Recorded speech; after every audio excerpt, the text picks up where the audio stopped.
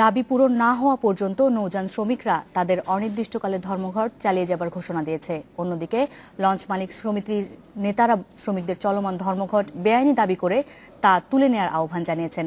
এদিকে কাল নৌযান শ্রমিক ও মালিকদের নিয়ে শ্রম মন্ত্রণালয় সমঝোতা বৈঠক করবে বলে ইন্ডিপেন্ডেন্ট টেলিভিশনকে জানিয়েছেন নৌমন্ত্রী শাহজাহান খান।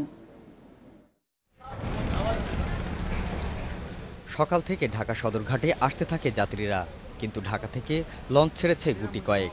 এ কারণে যাত্রীদের পড়তে হয় চরম দুর্ভোগে। তবে ইজতেমার জন্য ভোলা থেকে আসা মুসল্লিদের 4টি লঞ্চকে ধর্মঘটের আওতার বাইরে রাখা হয়েছে।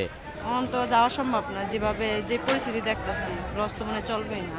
কাল ভোরে আসছি, এখনো লঞ্চ পাইনি, যাইতে পারি না। শ্রমিক নেতাদের কাউকেই লঞ্চ ঘাটে দেখা যায়নি। তারা বাংলা বাজারে তাদের কার্যালয়ের সামনে সমাবেশ করে। বেতন কাঠামো বৃদ্ধি না করা পর্যন্ত আন্দোলন চালিয়ে যাওয়ার ঘোষণা দেন শ্রমিক নেতারা। বেলা 11টার দিকে তারা মিছিল নিয়ে জাতীয় প্রেস ক্লাবের দিকে যেতে থাকলে পুলিশের বাধায় তা পণ্ড হয়। এই আন্দোলনকে এগোনোর সময় আপনারা কারো কান কোথায় কোনো জাহাজের গায়ে হামলা করবেন না, কোথাও সংঘর্ষে লিপ্ত হবেন না। আন্দোলন সংগ্রামের মধ্য দিয়ে জাহাজ বন্ধ থাকাচ্ছে বড় আন্দোলন কিছু নাই।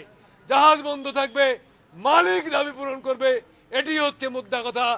তবে লঞ্চ মালিক সমিতির নেতাদের দাবি শ্রমিকদের এই আন্দোলন বেআইনি।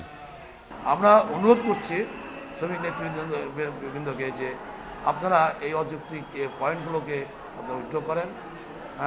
যেভাবে আসে আমরা শ্রমিকদেরকে সেই মানবিক দিক থেকে বিবেচনা করেই তাদের সুযোগ সুবিধা দিচ্ছি, বেতন ভাতা দিচ্ছি।